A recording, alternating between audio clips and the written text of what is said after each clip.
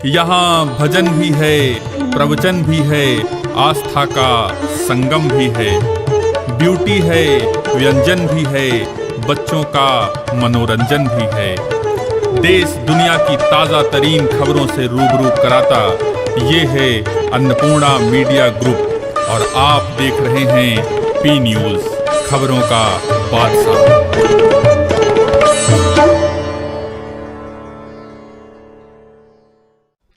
नमस्कार, मैं हूं धीरज कुमार दुबे और आप देख रहे हैं पी न्यूज़ चैनल खबरों का बादशाह।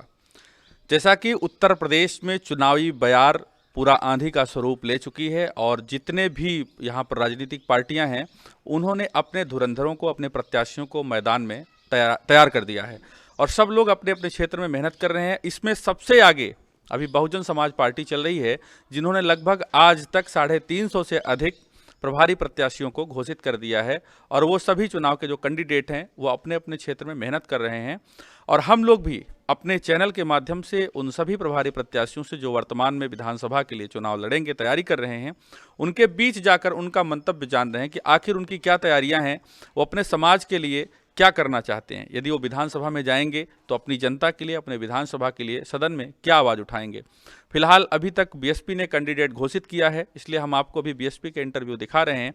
धीरे धीरे अन्य पार्टियां, जो समाजवादी पार्टी है और भारतीय जनता पार्टी है, जब वो कैंडिडेट घोषित करेंगे उनके भी बीच जाएंगे और उनसे भी जानेंगे कि आखिर उनके जो कैंडिडेट हैं वो समाज में अपना किस तरह से विकास कार्य को देखते हैं और कैसे करेंगे।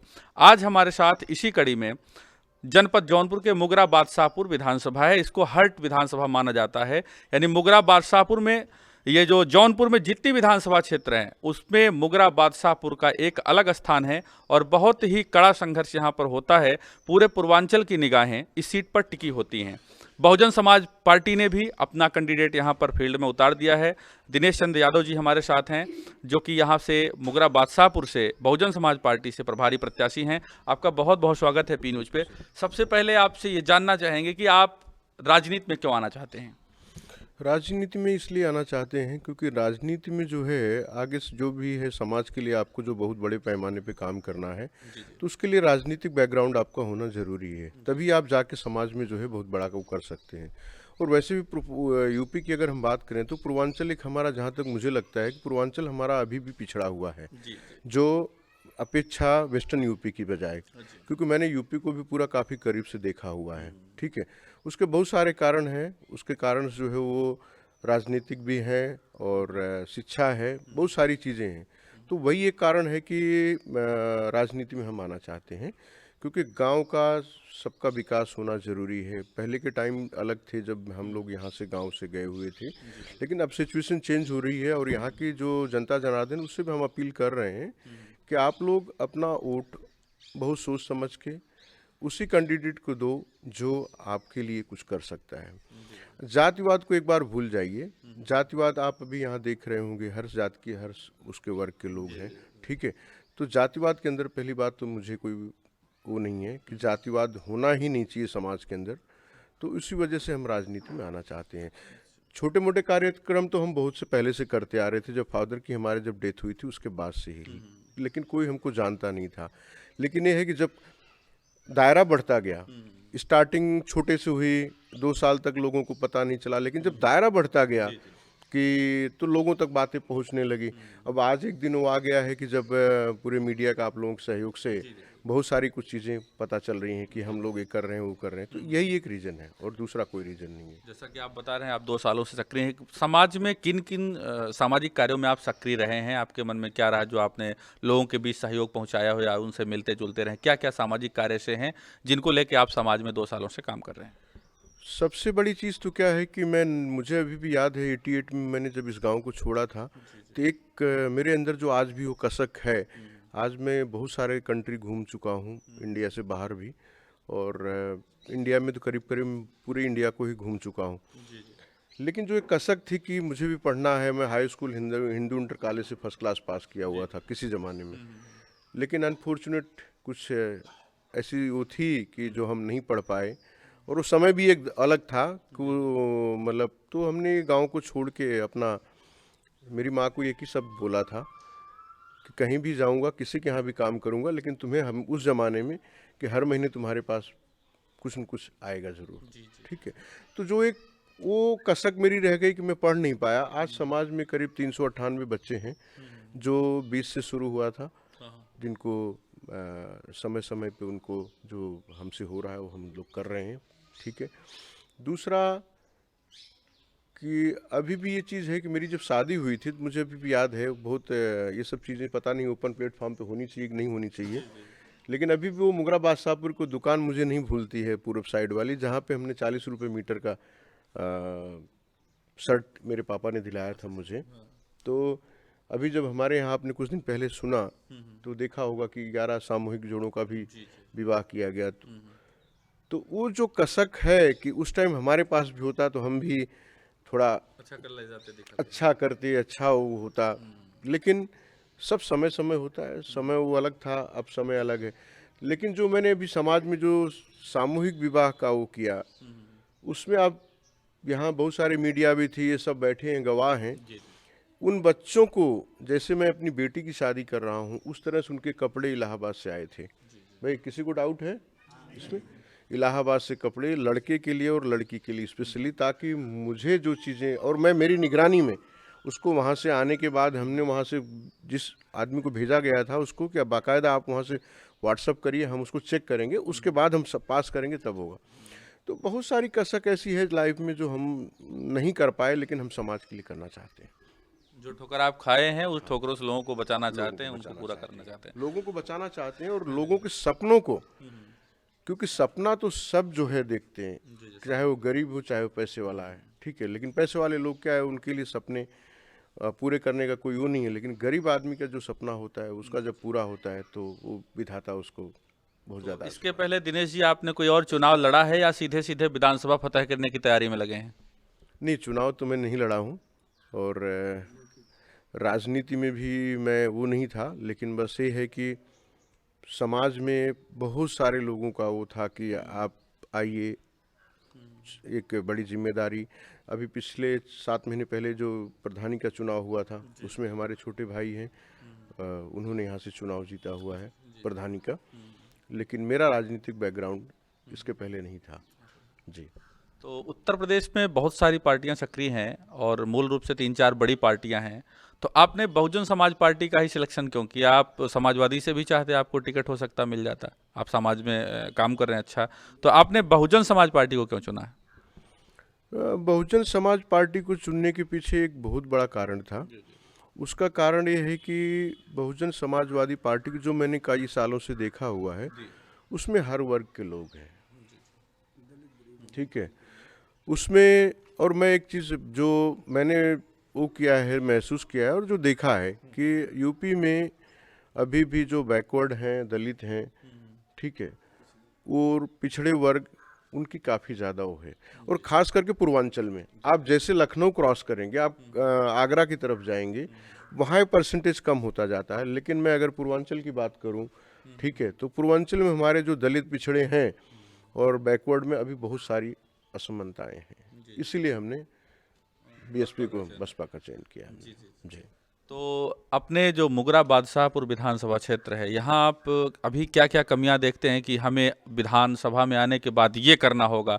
क्या क्या विकास कार्य आपके मन में है कि जो हम मुगरा बादशाहपुर की जनता के लिए करेंगे? क्या सोचा आपने? मुगरा बादशाहपुर के लिए बहुत, सबसे पहली चीज़ें, जो हमारे टाइम पे जो शिक्षा के स्कूल थे वो सारे संस्थान बंद हो चुके हैं। ठीक है, जो हम उस टाइम 1985-86 में हम लोग पढ़ते थे, आज गवर्नमेंट की सभी चीज़ें, और प्राइवेट जो स्कूल्स हैं उसमें हर आदमी की कैपेसिटी नहीं है बच्चों को पढ़ाना लिखाना। ठीक है, लेकिन लोग पढ़ा रहे हैं, कैसे भी करके, मेहनत मजदूरी करके वो लोग पढ़ा लिखा रहे हैं। तो मेरी पहली प्रायोरिटी है कि मैं पढ़ नहीं पाया, लेकिन मैंने एक चीज़ जो किया है कि जब आपके घर में एजुकेशन होता है तो उसमें आप पैरों पे जब आदमी खड़ा हो जाता है तो रोजी रोटी का वो अपने आप हो जाता है। क्योंकि हमने जो ये 8 साल से हम लोग करे कहीं कार्यक्रम जो बच्चों को पढ़ा लिखा रहे हैं, उसमें प्रधानी में जब मैं गांव में घूम रहा था तो कई जगह से मुझे ऐसा सुनने के लिए मिला कि उनकी बेटी पुलिस में हो गई, उनका बेटा इंजीनियर हो गया। तो एक ये सब कैसे हुआ? क्योंकि सबसे पहले आपको शिक्षा चाहिए। ठीक है। और शिक्षा उस पैमाने पर आज दूसरे देश जो होते हैं, चाहे वो अमेरिका की बात करो, चाहे आप यूरोप में किसी भी कंट्री की बात करो, वो लोग आगे क्यों हैं? क्योंकि उनका मेडिकल इतना है कि उनको दवा के लिए पैसे ढूंढने की ज़रूरत नहीं है, उनको शिक्षा के लिए पैसे ज़रूरत नहीं। लेकिन हम इतने आगे नहीं हैं, उसके बहुत सारे रीज़न हैं। लेकिन रीज़न जो मुझे दिखता है, मेरा कोई भी क्षेत्र का या कोई भी देश का नेता है, उसके लिए मेरा सिर्फ एक ही वो है आज आपके माध्यम से, कि समाज के प्रति एटलीस्ट तो 50% अपना दे, जो उसको चुन के लाती है। ये मेरा पर्सनल लो है, जो मैंने वो किया है, महसूस किया है कि अगर ये विधायक सांसद अगर चाह लें तो कायाकल्प बहुत जल्दी बदल सकता है। तो मुगरा बादशाहपुर के लिए मेरे पास बहुत सारी नंबर 1 शिक्षा हो गई, हॉस्पिटल हो गया, ठीक है, और सड़क सुरक्षा है। मुगरा बादशाहपुर में जब हम पढ़ने जाते थे तब से कोई अभी तक ओवरब्रिज का वो नहीं हो पाया है, ठीक है। तो बहुत सारी चीज़ें हैं। दूसरा कि अभी अपने यहाँ जो सबसे बड़ी समस्याएं हैं कि जब आप किसी भी गांव में जा रहे हो तो स्ट्रीट लाइट अभी तक कहीं भी किसी गांव में नहीं है। जो और शहरों में आप अगर महाराष्ट्र में घूमेंगे, आप गुजरात में घूमेंगे, तो स्ट्रीट लाइट की जो व्यवस्था है, ठीक है, तो वो सारी चीज़, बहुत सारा अभाव अभी है जो हमको बदलने की ज़रूरत है। और वो चीज़ें हम या आपका सहयोग लेके या हम 2-4 लोगों के सहयोग से नहीं कर सकते, उसके लिए राजनीतिक बैकग्राउंड आपका होना जरूरी है। हाँ, पद के बाद ही आप उन सब कार्यों को कर सकते हैं। तो दिनेश जी, मुगरा बादशाहपुर राजनीति का गढ़ है। जैसे मैंने बताया भी कि जनपद जौनपुर में जितनी विधानसभा सीटें हैं, सब में मुगरा बादशाहपुर को सबसे ऊपर देखा जाता है। यहाँ एक जातिगत हम लोग बात नहीं करना चाहते इलेक्शन में जातीय समीकरण का, लेकिन उत्तर प्रदेश बिहार का जो चुनाव है वो जातिगत समीकरण पर ही आधारित होता है। मुगरा बादशाहपुर में जातिगत समीकरण है और आपके सामने जातिगत समीकरण के आधार पर बहुत सारी चुनौतियां हैं। आप उसको भी फील भी कर रहे होंगे क्षेत्र में। आप जो आपके सामने चुनौतियां हैं जातिगत, उनको आप कैसे मैनेज करेंगे, कैसे संभालेंगे? उसके लिए मेरा सबसे एक, किसी को आप जबरदस्ती तो नहीं कह सकते। मेरा काम है मेरी बात को रखना, मेरी बात को जनता जनार्दन के सामने पेश करना कि अब वो समय चला गया है और जाति से ऊपर हट के। मैं ये नहीं कहता हूँ कि आप हमको वोट दीजिए, मैं ये नहीं कहता हूँ कि आप बीजेपी को वोट दीजिए, मैं नहीं कहता हूँ कि आप कांग्रेस को, सपा को वोट दीजिए, लेकिन वोट देने से पहले आप ये नक्की कर लो कि हमारे साथ कौन खड़ा है, कौन नहीं खड़ा है, या कौन खड़ा होगा, ठीक है। आज की सिचुएशन ये है कि मेरा गांव, ये जो धरती है, ये मैं इतने सालों बाद, कहते हैं कि आप कहीं भी चले जाइए लेकिन लास्ट में तो आपको वहीं आना पड़ता है, ठीक है। तो इससे मुझे इतनी मोहब्बत है कि मतलब कि हद से ज़्यादा। मेरे बच्चे बोलते हैं कि आप पापा, मतलब आपको इतना क्यों, क्योंकि जो मैंने महसूस किया मेरे बच्चों ने नहीं किया है। तो मैं सब जनता जनार्दन से यही अपील कर रहा हूँ कि आप अपना वोट सोच समझ के उसको ही दीजिए जो आपके साथ खड़ा हो। जाति समीकरण जब तक आप लोग अपने मन में हावी रखेंगे, वो किसी भी क्षेत्र का, किसी भी गांव का और किसी भी उसका विकास नहीं होगा। ये मेरा पर्सनली मानना है। मैं बहुत हायर एजुकेटेड नहीं हूँ, सिर्फ 10th पास हूँ, लेकिन मैं मेरा वो बता रहा हूँ कि जब तक हम जाति से ऊपर नहीं हटेंगे, ये जातिवाद तो खत्म हो जाना चाहिए जी, तभी विकास हो सकता है। विधानसभा मुगरा में जहाँ के आप कैंडिडेट हैं, यहाँ पर वर्तमान में आपकी ही पार्टी की विधायक, अब भले उन्होंने पाला बदल लिया है, तो कहीं ना कहीं एंटी इनकम्बेंसी देखने को मिलेगी। क्या कहीं आप ऐसा महसूस कर रहे हैं कि आपकी जो विधायक थी उनकी वजह से आपको नुकसान हो रहा है या उनकी वजह से फायदा हो रहा है? क्या समझते हैं? ये सब चीज़ों से मुझे कोई फर्क नहीं पड़ता है। उसके कई कारण हैं। अभी मेरी 51 साल की उम्र चल रही है। लाइफ में उतार चढ़ाव मैंने बहुत देखा है और दुनिया को जितने करीब से मैंने देखा है शायद किसी ने देखा होगा, ठीक है। तो मेरे लिए मायने नहीं रखता है कि मतलब कौन मेरे लिए क्या बोलता है, क्या नहीं बोलता है, कौन नुकसान करेगा। हाँ, एक ज़रूर चीज़ है जिसके ऊपर सबसे ज़्यादा बिलीव करता हूँ, वो कोई ऐसी शक्ति है जो इस संसार का संचालन करती है, वो हमेशा मेरे साथ रहती है, ठीक है। और अगर वो साथ में है तो मेरा कोई कुछ नहीं कर सकता, और ना मैं किसी के लिए गलत सोचता हूँ। मेरी एक वो है कि मैं रात को भी जब सोने से पहले भगवान से एक ही प्रार्थना करता हूँ कि ना किसी के लिए हम गलत सोचें, ना हमारे अंदर कभी गलत आना चाहिए, ठीक है। तो उससे मुझे कोई फर्क नहीं पड़ता है। आचार संहिता लगने के बाद चुनाव आयोग ने रैलियों का समायोजन और सभाओं को बंद कर दिया है। पूरा का पूरा चुनाव डिजिटल मीडिया पर आधारित है, सोशल मीडिया पर आधारित है। समाजवादी पार्टी भी मान चुकी है कि उनके पास सोशल मीडिया के हथियार नहीं है। आपकी पार्टी भी सोशल मीडिया में काफ़ी वीक है, लेकिन विधानसभा स्तर पर आपके प्रचार प्रसार के क्या तरीके होंगे? अपनी बातों को आप लोगों तक कैसे पहुंचाएंगे? या वर्चुअल रैली, या क्या प्लान है कि अपनी बात जन जन तक पहुंचाना और चुनाव प्रचार करना कैसे करेंगे आप? सबसे पहले तो जो चुनाव आयोग ने जो फैसले किए हैं उसके लिए क्योंकि कोविड को देखते हुए उसका मैं स्वागत करता हूं और स्ट्रिक्टली उसको हम फॉलोअप करेंगे। रहा सवाल चुनाव में रैलियों का प्रचार करना, तो उन्होंने ये की है कि 5-5 लोगों का उन्होंने परमिशन दिया हुआ है, सुबह 8 बजे से लेके और शाम को 8 बजे तक। दूसरा, 2 साल से कोविड आया है, इस दुनिया को कोविड ने बहुत कुछ सिखाया है। जैसे पहले होता था कि आपको पैसा निकालने के बैंक जाना ही पड़ता था, पैसा जमा करने के लिए आपको बैंक जाना ही पड़ता था, लेकिन अब वो दिन चले गए हैं। ठीक है, तो अब जैसे जैसे, क्योंकि इंसान एक ऐसा वो है कि जो परिस्थिति के हिसाब से अपने आप को बदल लेता है, हर एक ढांचे में डाल लेता है। अब सपा और बीएसपी का जो प्रॉब्लम है, ये आप जो बोल रहे हैं बहुत अच्छा आपने बोला, बहुत अच्छा क्वेश्चन भी आपने किया कि ये दोनों पार्टियां मीडिया में वीक हैं।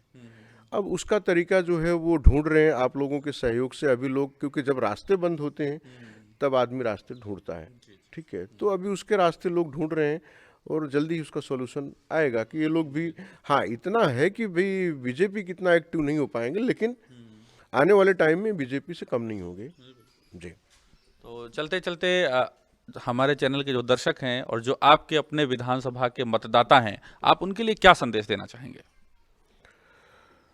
हम यही संदेश देना चाहेंगे कि पहले तो आप लोग आए, उसके लिए आप लोगों का बहुत बहुत आभार, थैंक यू। और जनता जनार्दन को हम अभी भी एक बार फिर से यही कहेंगे कि आपका वोट बहुत बहुमूल्य है और मेरा एक ही कहना है कि आप उसको ही चुनिए जो आपको काम करके दे। अदरवाइज़ मेरा ऐसा ओपिनियन है कि इंसान को अगर जब कोई भी आप नेता जिसको चुनते हो, अगर वो काम ही नहीं करना चाहता तो फिर ऐसे नेता को चुन के कोई मतलब नहीं है, ठीक है। और ये पल जो एक बार अभी चला जाएगा तो वापस 5 साल के बाद आएगा। फिर 5 साल जब एक बार हो जाता है तो फिर लोगों को पछताने के अलावा कुछ नहीं होता है। तो मेरा एक ही कहना है जनता जनार्दन से कि वो अपना बहुमूल्य वोट सोच समझ के दे। तो अभी आप सुन रहे थे मुगरा बादशाहपुर जनपद जौनपुर में है, विधानसभा सीट है और यहाँ से बहुजन समाज पार्टी के प्रभारी प्रत्याशी दिनेश चंद्र यादव जी को, यहाँ पर बहुत ही कठिन और संघर्षमय लड़ाई है, लेकिन इस लड़ाई में एक आंकड़ा साफ है, क्योंकि यहाँ बीएसपी का बहुत मजबूत वोट बैंक है। इस नाते बीएसपी को यहाँ से कहीं से भी हल्का नहीं माना जा सकता है। और एक जो जातिगत कार्ड यहाँ पर खेला गया है, बहुजन समाज पार्टी ने यादव कैंडिडेट उतारा है, तो ये भी अपने आप में बहुत अहम है। अगर थोड़े से भी यादव समर्थन इनको करेंगे तो निश्चित दिनेश चंद्र यादव यहाँ से एक अच्छी वोट से जीत सकते हैं। और भी कैंडिडेट, अन्य विधानसभाओं की जानकारियाँ और उनके क्या अपने विषय हैं, किन चीज़ों को लेकर के वो समाज में उतर रहे हैं, उन सबको भी दिखाएंगे। देश दुनिया की ताज़ा तरीन खबरों के लिए बने रहें हमारे साथ और देखते रहें पी न्यूज़ चैनल, खबरों का बादशाह। यहाँ भजन भी है, प्रवचन भी है, आस्था का संगम भी है, ब्यूटी है, व्यंजन भी है, बच्चों का मनोरंजन भी है। देश दुनिया की ताज़ा तरीन खबरों से रूबरू कराता ये है अन्नपूर्णा मीडिया ग्रुप और आप देख रहे हैं पी न्यूज़, खबरों का बादशाह।